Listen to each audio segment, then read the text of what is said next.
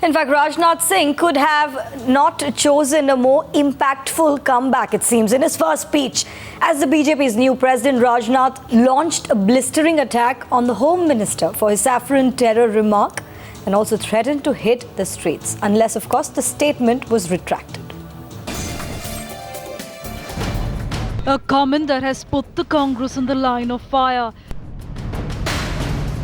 हमारे पास ये रिपोर्ट आ गई है इन्वेस्टिगेशन में,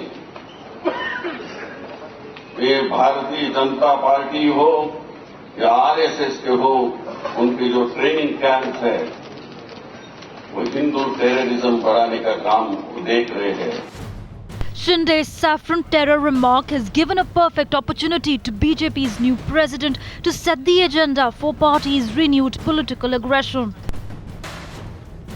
24 जनवरी से यानी कल से जो गृह मंत्री का वक्तव्य रहा है उसको लेकर सारे हिंदुस्तान भर में हम आंदोलन करेंगे. The controversy after Home Minister Sushil Kumar Shinde's statement refuses to die down. The Bharatiya Janata Party has called for a nationwide stir against that statement, and it will be Sushma Swaraj who will be seen in the national capital at Jantar Mantar protesting against the same. BJP maintains the stand that they want withdrawal, apology as well as resignation of the Home Minister. You would remember in the 80s, they dubbed every Sikh as a terrorist. And they then talked of Sikh terrorism. Today they are talking of saffron terrorism. They are the ones who play politics. Mr. Shinde's remark was regrettable. It should not have been made.